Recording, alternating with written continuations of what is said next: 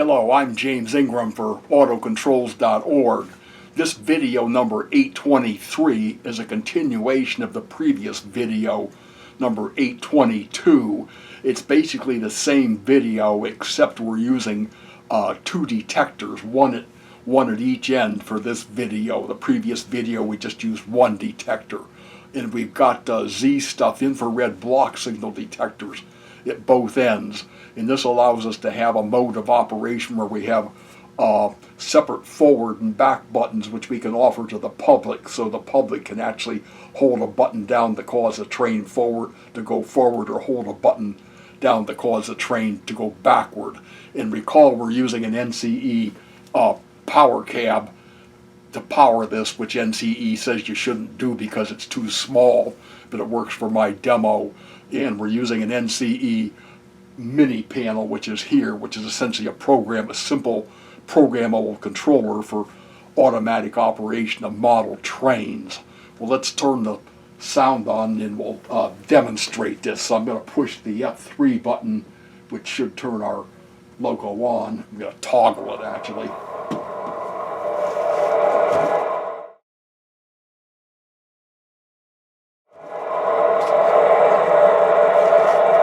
I'm going to move back here to get closer to the speaker on the camera. Now when I push the forward button, it'll cause that train to move forward. And if I lit up on the forward button, that train will stop and it won't go anywhere until another button is pushed. If we push the reverse button, it'll cause the train to back up. And again, it'll only back up as long as the button is held.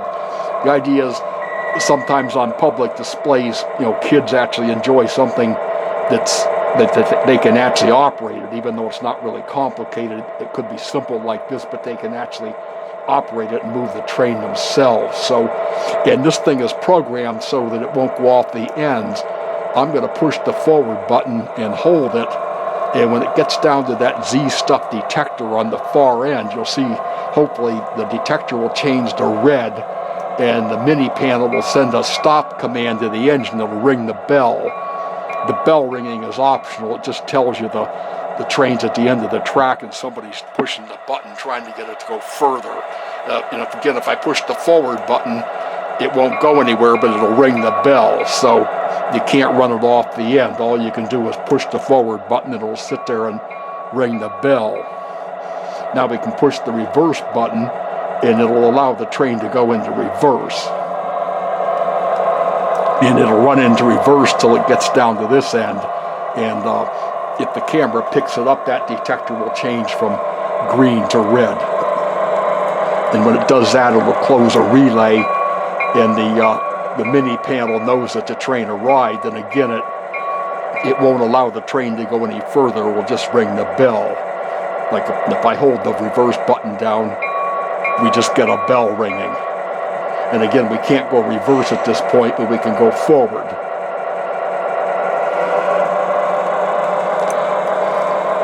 And what this gets you is basically a public display, and you've got three things going on even when the system is idling like this. You've got the headlight and tail light of the locomotive being on.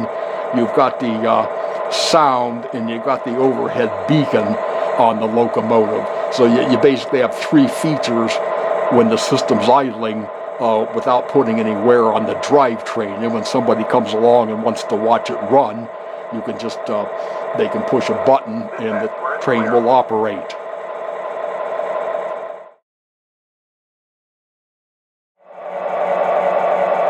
A minute ago we were demonstrating the two-button system operation, where we have to hold down a button to cause a train to move. Now our second mode of operations is to have a different button cause an automatic cycle. If we flip this control panel over, now we have a button presented to the public that says push and release will make one trip backward and forward. If we push that button, it'll start up and the train will run automatically on a single cycle. This is a second mode of operation. Now it went down until it tripped the trip the infrared detector. It'll wait there a few seconds, and then it'll back up until it comes back to the infrared detector on this end.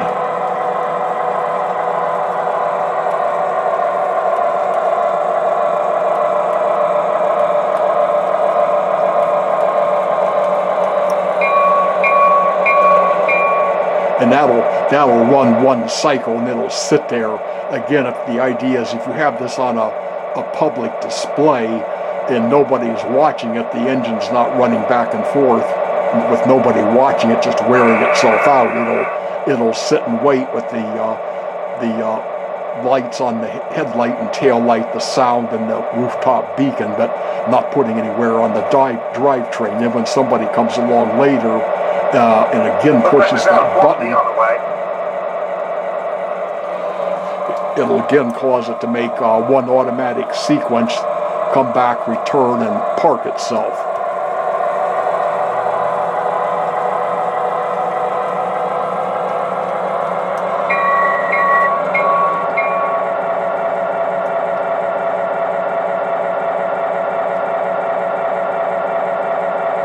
And incidentally, that's a Railking SW1200 Diesel. It's had the DCC switch added to it, plus the rooftop beacon. That was all done by a repair person in southeast Pennsylvania. The headlight and the tail light, and the beacon are always on. There's a special circuit board inside installed by that repairman that's driving the beacon and the lights. Now we have a third mode of operation.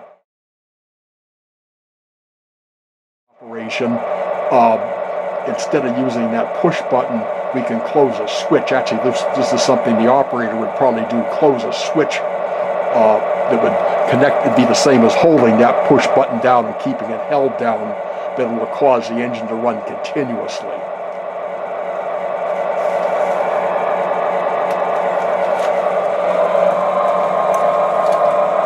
I just closed that switch. That's connected to input 1, the same as the button is. Actually, you could connect several buttons and or several switches in parallel.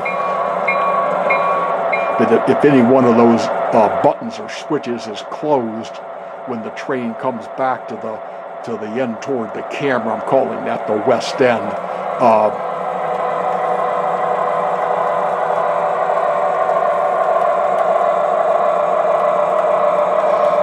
it'll keep going, keep repeating the cycle.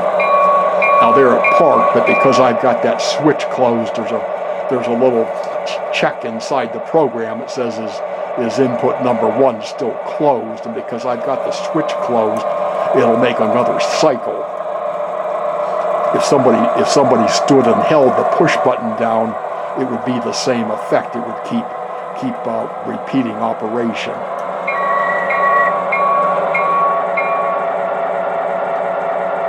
Incidentally, with these Proto 3 engines, that's a MTH O-gauge Proto 3 3-rail Railking engine. All the Proto 3 engines have decoders capable of running on DCC. All the Proto 3 Premier engines do have the DCC switch, but all the Proto 3 Railkings, like this engine is, they have no DCC switch. So you have to add a DCC switch to them to access the DCC operation. The exception to that is if the Railking engine was built between 2011 and 2014. In that 3-year time span from when they started Proto 3 in 2011, those engines did have the DCC switch. Now I'm going to go up and open that switch.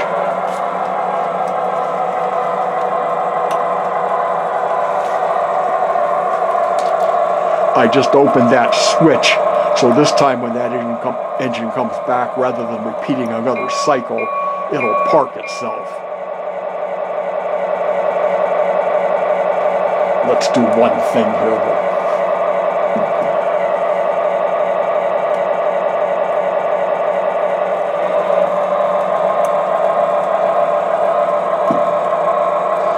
I mentioned this in the previous video, but these Z-Stuff detectors, they're infrared. They shoot out an infrared signal at about a 45-degree angle. So if I put my hand in front of this, you can see it goes red, and then a second or two later it goes back to green.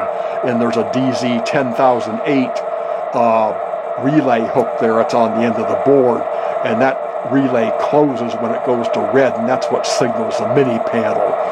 The one on the far end, you may notice, is a little. The one on the far end is a little shorter. That's a DZ1012, which is actually overkill for this application because that has a variable time delay, which we don't need here. That was used in a previous video for something else, but I used it because I had it handy. But normally, if you were building this from scratch, you'd probably want to use two of these DZ1011s, which is one on the end is.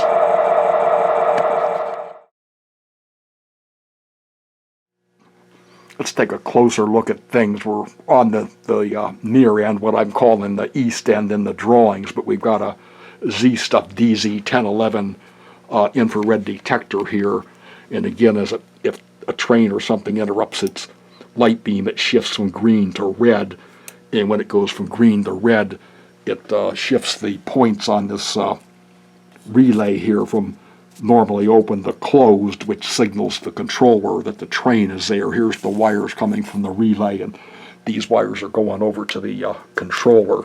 And basically these wires here, these two are just to connect the two outside rails on this MTH reel tracks. The power only goes to the one outside rail, so I figure we get better conductivity by connecting those together. And then these two wires sticking up, the green and the black one, that's supplying power to the Z-Stuff detector. It doesn't have to be track power, it just needs AC power somewhere in the, I forget the exact numbers, 11 to 16 volts AC range to operate this detector. So that's our detector on the east end. And we have our push button, which is what we've been using to start the trains. And again, this is something you can offer the public to run this thing themselves if they want to. That is to say, to start it. Now you can't use the two-button system with two trains because you can't control two trains. You can only use this on a single train, but we have the two buttons on the bottom of this thing. Then moving over to our panel with the mini panel on it. This is our actually mini panel here, which is doing the controlling, and these wires are coming in from the two relays. This is what senses the train is there. This is inputs 14 and 16, and this is our reset button to reset the mini panel if we have to. And this is our switch, and this is wired in parallel with this push button, so you can have as many push buttons and switches wired in parallel. In this setup, it's wired to input 1, but you can have as many of these buttons and switches wired in parallel as you wanted to start this train. And then here's just our track power, and these are our detector wires coming in over here, 2 from the detector on the west end and 2 from the detector on the east end.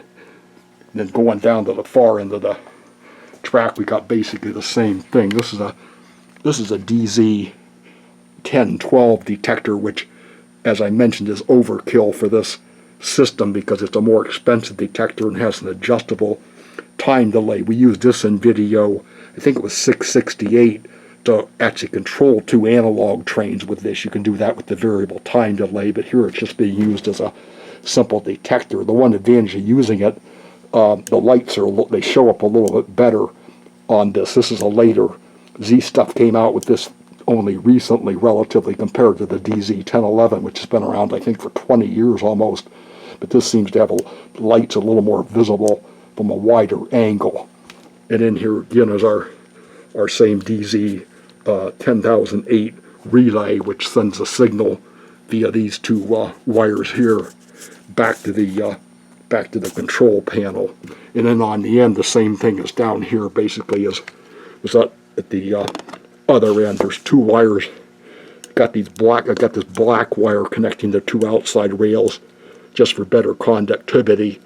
And the green and the black wires on the center and outside rail, they're going over to the Z-Stuff detector to provide power. And this again Doesn't have to be track power. I think this has again, it's somewhere in the ballpark of 12 to 18 volts, and this can run on either DC or AC. You need to check the Z-Stuff documents for the exact specs on the voltage.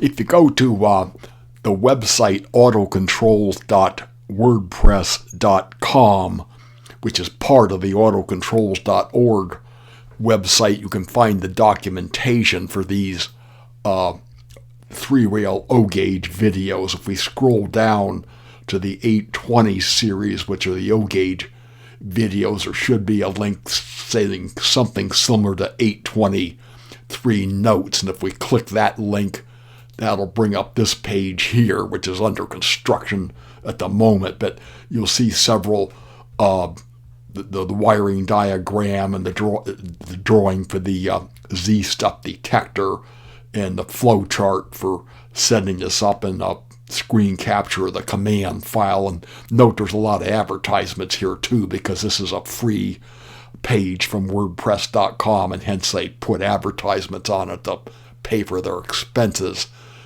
And then that there's a link here also, which is this is important for the Google Drive album, and I've actually put the PDFs of the sketches and drawings for the videos in this Google Drive album, and we'll see if I can look at that now.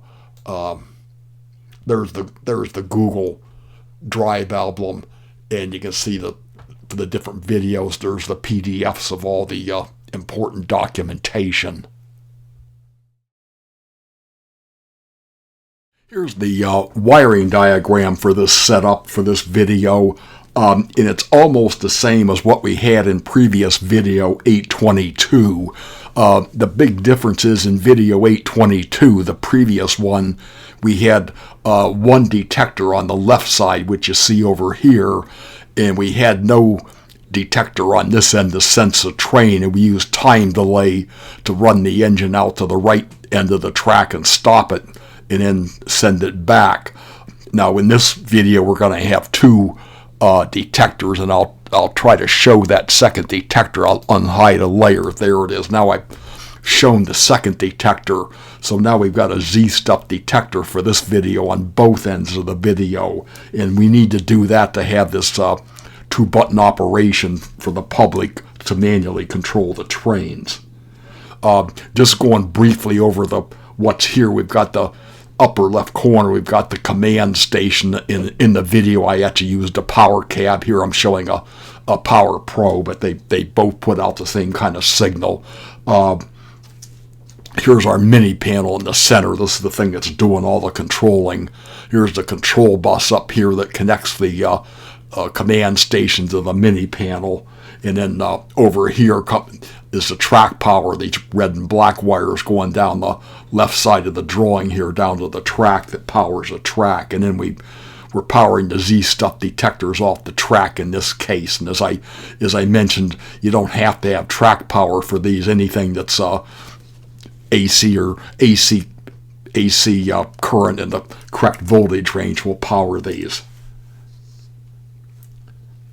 Now our inputs, what happens when one of the loco goes in front of one of these Z-Stuff detectors, the detector, as you saw in the demo, changes from green to red when the train blocks it, and that causes the relay here to connect these black and yellow wires, so it essentially connects terminal 16 or terminal 14 on the mini panel to ground when the detector goes to red, and that tells the mini panel that the train is blocking the detector. And down here we've got these buttons. There's 3 of them for this video. Button 2 and 3 are what we use for demonstration 1, where we said we can set this thing up so the public can actually operate a train. And if we do that, we want to hide button 1 and just show button 2 and button 3 to the public. And if they push button 2, which is down here at the bottom, the train will go reverse. If they push button 3, it'll go forward. And you can see these 2 buttons are connected to inputs 2 and 3 on the mini panel. So when the the button is pushed down, that essentially grounds either input 2 or input 3 to ground on the mini panel. Again, it can detect that button is pushed and it takes the appropriate action. And then we have this switch here. I call this switch number 1. And if the operator closes that switch, the train will run back and forth continuously, and it won't stop until the operator opens that switch. And wired in parallel with that switch, which is on input 1, we have down here button 1, and that can be pushed by the public for automatic operations. That's an alternative to using these manual control buttons. You wouldn't want to have all 3 of these showing. If you're using this one, you'd want to hide these 2 manual control buttons and just have this one button for automatic operation. But if somebody, the public, pushes this button and releases it, the train will make one cycle from the left side down to the right side till it blocks the detector, sit there for a second and come back. Then it'll sit there and wait till somebody pushes this button again.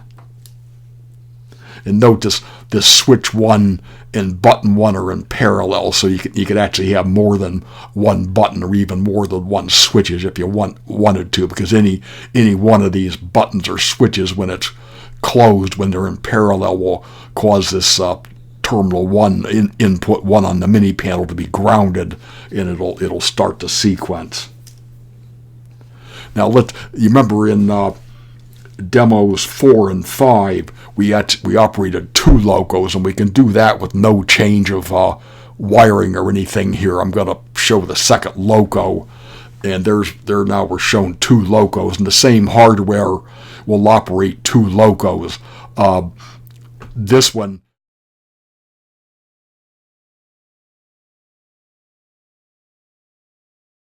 the wiring for the DZ1011 infrared block signal detector to hook it up to the, and that's here, and to hook it up to the DZ10008 relay. And we went over this in the previous video 122, so I won't spend much time here. Just recall, this is the Z-Stuff's official instruction sheet that comes with these units, and I just took it and made myself a colored version with terminal blocks, which is what you see here. And when you consider it as a unit, which is what's defined by this yellow rectangle here, when considered as a unit, you can say it has 2 wires for input power, and then over here 2 wires for relay output, and these 2 wires coming from the relay go down and get connected to the input terminal 14 or 16 on the mini panel and the ground, and we have one of these shown at each end on the drawing. Now, the wiring diagram for the Z-Stuff DZ1012 block signal detector. And this is what we actually used on the far end, that is to say the right end of the track in this video. And this is a more expensive unit. It's really overkill for this video. It has an adjustable time delay, which we don't need for this video. We used that adjustable time delay in video 668 to control 2 analog trains, but I used it in this video because I had it already connected up and ready to go. The one good thing about it, which is why I'm mentioning it, because it is newer, I think they've got a little better LEDs in this unit, or let's say a little more visible, because it seems like this unit shows up better on the camera than the older DZ1011 does. But both these wiring diagrams will be included with the drawings. The file we use to keep track of the commands used in this video, and what you're seeing here is just a word processing document. I use OpenOffice on the Macintosh, but this could be written on a napkin just as well. And there's probably some really smart people that do all this in their heads, but you actually have to enter all these commands into the mini panel, but this is just a way of keeping track of what's there. And I went through programming this thing in detail in an earlier video, number 816, titled Getting Started with the NCE Mini Panel for Automatic Train Control, and I refer you to that video for the details of how this thing works. I gave it my best shot, the best I could do to explain how to set up and program the mini panel. But going on here, this is the configuration memory, how the mini panel is configured, and usually don't need to change too much here. The two important things are the continuous memory 4 and above. That I typically set that about 4, so it means commands just flow from one input to another input for inputs 4 and above. And then this one, disabled inputs 4 and above. That means it's not actively checking inputs 4, 5, 6, and all the way up through input 31. It's just looking at inputs 1, 2, and 3 where we have our push buttons. And here's some notes about the engines I'm using. And down here I call this a command library, and it's just a reference for me to the different commands I'm using, and the numbers in red are what changes in those commands. That way I don't have to keep referring to the mini panel's instruction commands. I just have my own little library here to refer to. Now we'll go on to the next page of instructions. And this is sequence. This is the first demonstration. This is the second demonstration we did, demonstration 2 and 3 shown here. The first demonstration with the manually operated push buttons, that's the most complicated one, so I'm going to leave it to the end. That's going to be the longest one, but this is a demonstration where you push button number 1 or you close switch number 1 and it'll operate automatically. So if we start going through this sequence, it selects the logo. Got to tell the mini panel what logo we're controlling. This command here turns on function 0 to get the headlights on if they're not already on.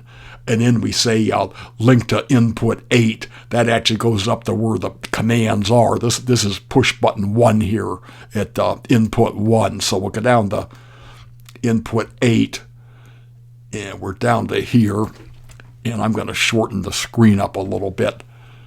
So once we push that push button 1 or close that switch number 1, and we do that link to input 8 command, we're into this part of the program. And when we talk about inputs 8, 9, and 10, as you see here, it's really essentially a memory location. That's something that's a little bit puzzling about the mini panel, because it has physical inputs, but it also has memory locations corresponding to that input.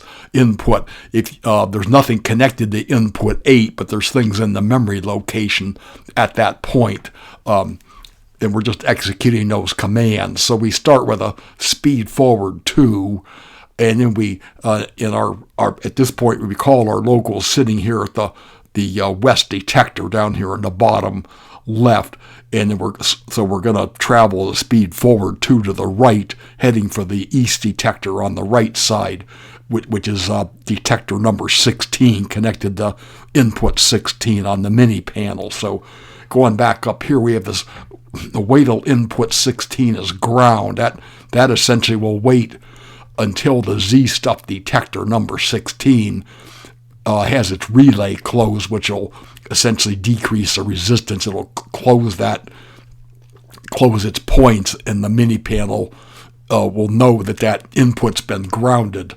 And when that happens, we're going to give a speed forward 0 command, which is a stop command. And then we're going to turn the bell on. That's F1, turns the bell on. And we're going to delay a quarter second times 8, which is 2 seconds. So we're going to ring the bell for 2 seconds.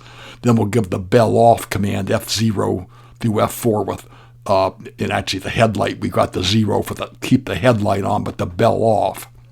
And then we're going to delay another 7 seconds to sit there at the end. And of course, we can vary these delay times. And then this is just a no-op command. We're filling an empty location. Now we're ready to start the reverse trip from the right end back to the left end. So we give a speed reverse command of 2. and then we say wait till input 14 is ground, and that's the detector down here on the left end is detector 14. So the locomotive will travel until the relay contacts on that Z stuff detector close. Then we'll give and that means we've gotten back to the detector. Then we'll give a speed reverse 0 command, which will stop the loco. And again, we'll send a command to turn the bell on. And actually, I've got a little error in my documentation. It should be function 0 and 1. 0 is the headlight. We always want that on, and 1 turns the bell on. Then we'll delay for 2 seconds, ring the bell for 2 seconds, then we'll send that command again. We'll turn function 1 off, which will stop the bell ringing. We'll keep function 0 on because that's the headlight. And then we'll delay for 7 seconds. That's waiting at the end. Now we've got a test here to make. Is that switch number 1 closed or is it open? And here's the least obvious command in this sequence. We say skip if input 1 is ground. Well, if the switch is closed, or if by chance somebody is leaning on the push button holding it closed, then it'll skip over this next command, and it'll say link to input 8, which takes it back up to the top of the routine, and it'll start all over again. That is, it'll repeat running. But if the switch is open and nobody's holding the push that button down, which is usually the case, then it won't skip this next statement, and it'll execute this next statement, which says end, which is a terminate command, which stops the operation. So at that point, it'll cease running. And then at this point, your locomotive is sitting here at the left-west detector idling with the sound and everything, but not running, and it'll wait until somebody comes along and pushes that button, and it'll make another back and forth cycle, or if the operator closes a switch, it'll make continuous back and forth cycles.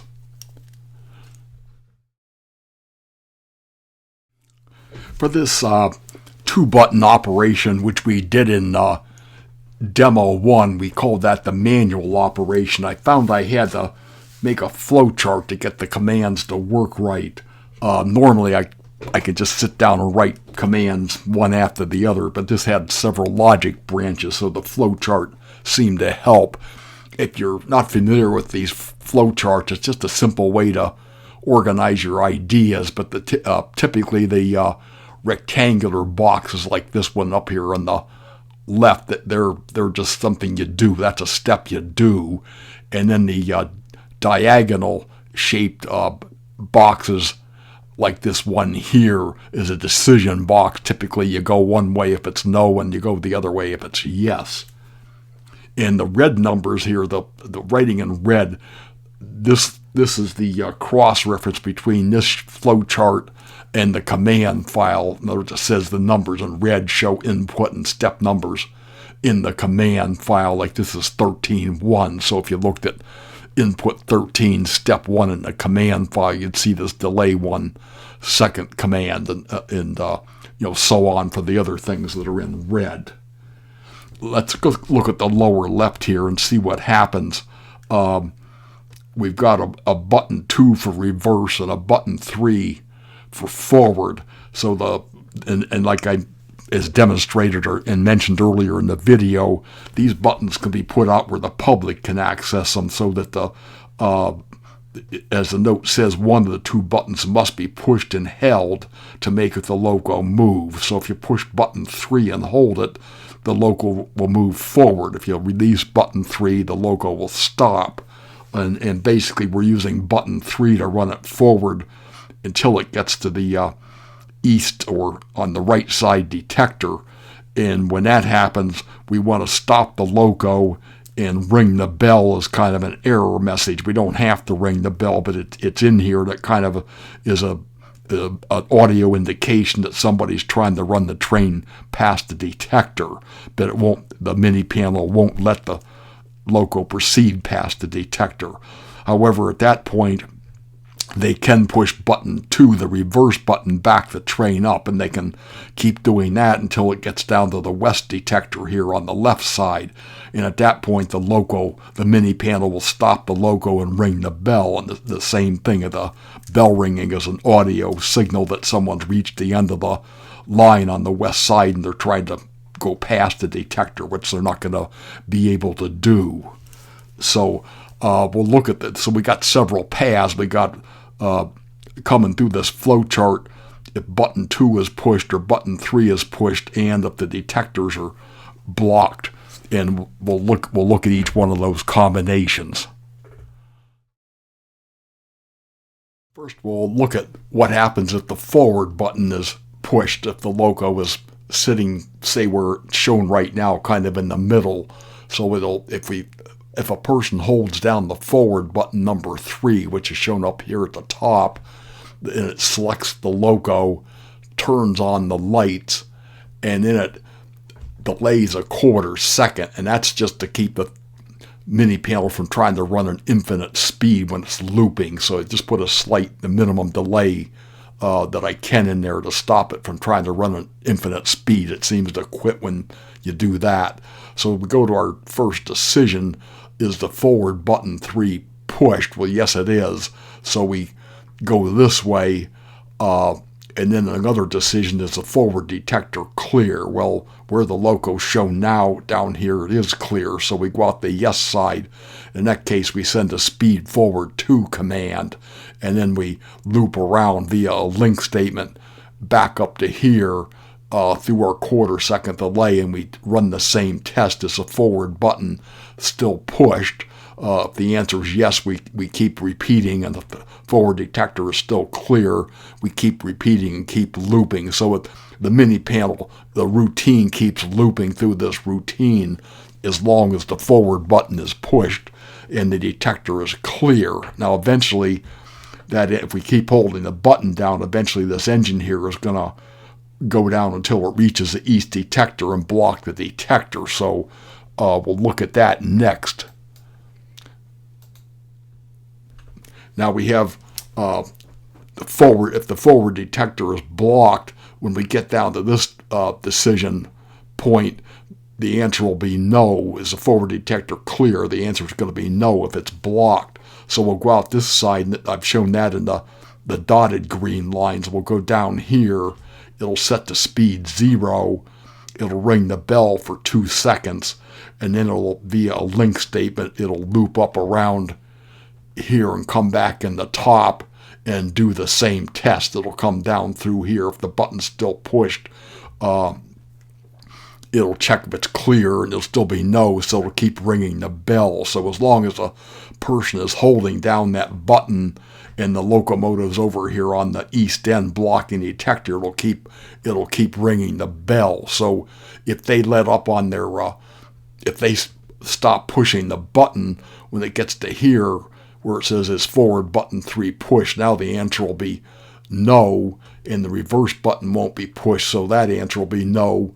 So it'll send a speed 0 command that will end the program. So the mini panel will essentially go into an idle mode, and it'll wait there until somebody pushes a button to decide what it's being supposed to do next. Now, if the reverse button is pushed and the engine is over here, either here in the middle or over to the right, blocking the east detector, such as it would be if we had pushed the forward button and run it as far to the right as we could until it blocked this detector. Now, let's assume somebody's pushing the reverse button. We'll go up here to the top and look in. We've used the blue lines to indicate reverse. So if they push the reverse button, that's hooked up to input 2, which will start these commands at input 2, selecting the loco, turning on the lights, delay a quarter second. Now this test comes up is forward button 3 pushed. That's now no, because we're holding down the reverse button. So look over this way. The next test is reverse button 2 pushed. Yes. So it goes this way. Is the reverse detector 14 clear? If that's yes, it'll go this way and send a speed reverse to command to the loco, and then it'll loop around to the top and keep testing that. So a 1/4 second delay. Is the forward button pushed? It'll be no. Is a reverse button pushed? It'll be yes. So we'll come down through here, and as long as the detector on the left is still clear, we'll keep resending the speed reverse to command, so the loco will keep moving. Now let's look at what happens if the reverse detector becomes blocked. So if the reverse detector is blocked, it'll come around here and make the test for which button is pushed. It'll be no for the forward button, yes for the reverse button, but the reverse detector is reverse detector 14 clear. It'll fail this test, so the answer is no, and it'll go out this way and down here and send a speed 0 command, and then it'll ring the bell for 2 seconds. It'll loop around again up to the top via this dotted blue line, come in and keep repeating the same test. And as long as that button's being held down and the detector's still blocked, it'll keep going through this path here and out to the dotted line, where it will keep sending a speed 0 command and keep ringing the bell. Now if the person lets up on holding down the reverse button, then next time it comes through, when it gets to here, is a reverse button 2 pushed, the answer will be no, so it'll go out this way where these orange lines are shown, and it'll send a speed 0 command and end the program. So at that point, the mini panel will essentially go into an idle mode, and it'll be waiting for somebody to push one of the 2 buttons, either button 2 or button 3. And the way this is set up, if somebody should hold down both buttons at the same time, notice it'll go forward, because the first thing it tests for is the forward button 3 push. So if they're holding down the forward button, it's going to go out this way to the right. Even if they're holding down the reverse button, the routine will not notice that. Here's the commands that correspond to that flow chart.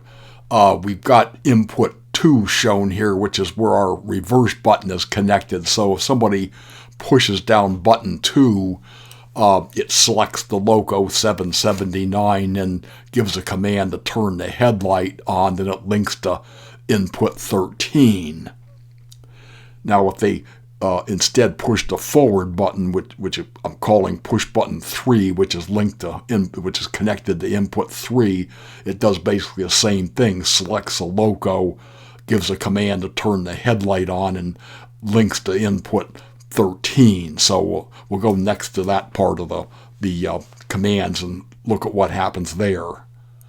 Main part of the program for this 2-button manual control operation, if either buttons 2 or buttons 3 are pushed, as we looked at a minute ago, it'll link to this part of the routine at input 13, and it'll check if the forward button is pushed. Then it'll check if the reverse button's pushed. If neither of those is pushed, it'll terminate. However, if the forward button is pushed, it'll go down here to input 15, where it says process forward button, and it'll check, either run the loco and check to see if the detector's blocked. If the reverse button's pushed, it links to input 16, where it'll jump down to here and process the reverse button 2 if it's pushed. And it'll either keep running your loco reverse if it's not blocked, or if the detector is blocked, if either detector is blocked, it'll go down to this routine here, which rings the bell and stops the loco. And then when it gets to here, it links to input 13, which goes around to the top, and it tests again to see which button's pushed and if the detectors are blocked.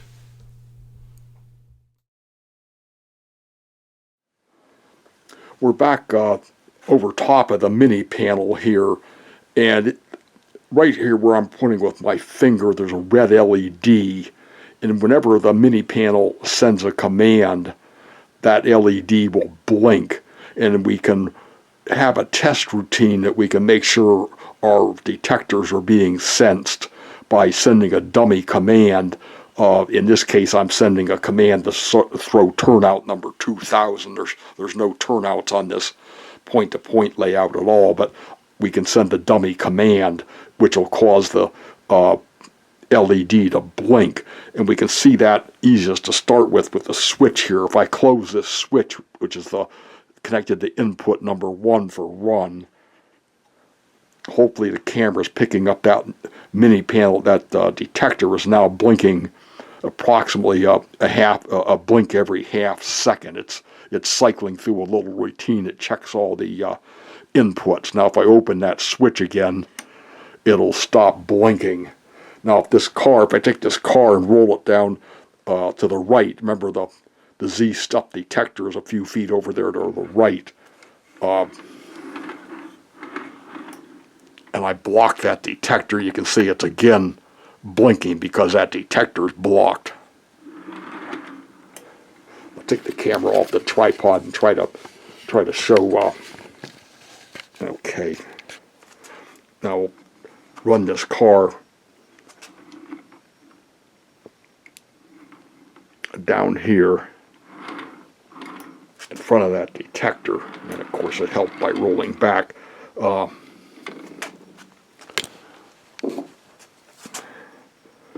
run that car down in front of the detector. Now that car is blocking the detector, and you can see the mini panels blinking. Let's bring that car away from the detector, and you can see it stops blinking. And we can do the same thing on the far end with the DZ1012 detector down here. If we roll this car back in front of that detector so it sets it to red, come back and look at the mini panel, we can see it's blinking. Now if we actually block a second detector, that's detector number 16 down there. If we block this one again, this is detector 14. I'm calling this because it's connected to input 14. Now two of them are blocked, and you can actually see it blinks a little faster. If I unblock this detector, there's my car. It's unblocking. You can see it slows down the blinking again. And we can also test our push buttons and stuff. Let's unblock this one down here. That went back to green. There's no detectors blocked.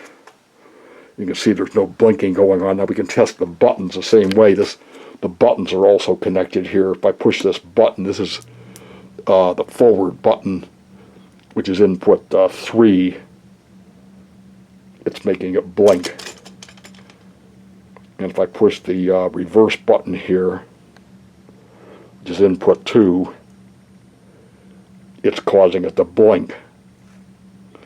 And button number 1, which is on the lower side, the bottom of this thing, if I can find it,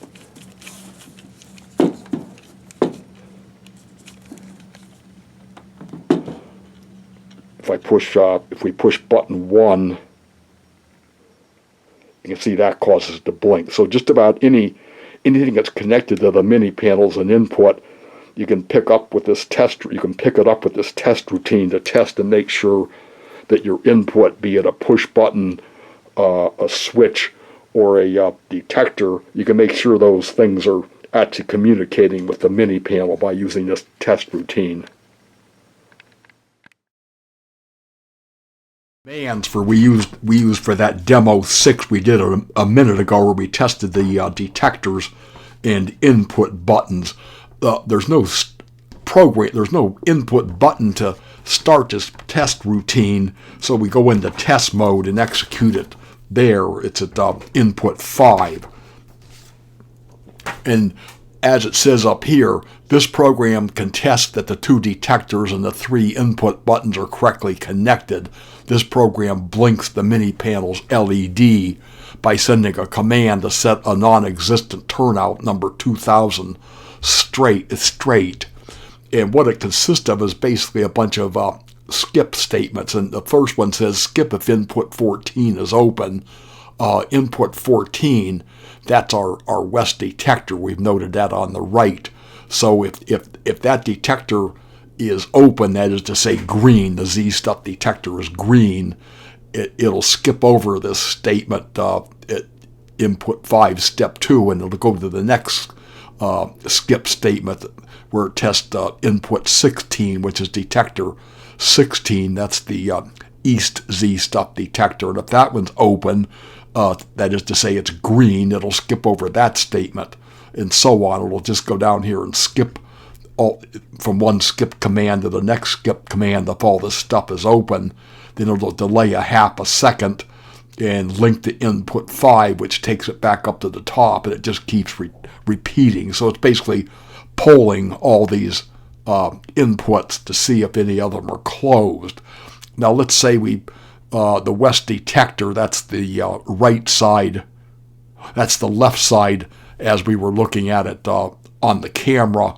If that's closed, like when we roll the car in front of it, then that skip statement won't skip because it'll be closed. So we send the command accessory 2000 norm. That means set turnout number 2000 straight. Well, there is no turnout number 2000, but we're sending a basic, what I call a dummy command that'll cause that LED to blink. And the same with all these other ones. We test the east detector, which is connected to input number 16, and then we test the 3 buttons, button number 1, button number 2, and button number 3. And the switch that the operator uses to run this continuously is also hooked to input 1 in parallel with button number 1. So if either that button is pushed down or that switch is closed, then that skip statement won't happen, and it'll cause the LED to blink. So again, basically we can test anything that's connected to the mini panel's inputs by using a little test program like this.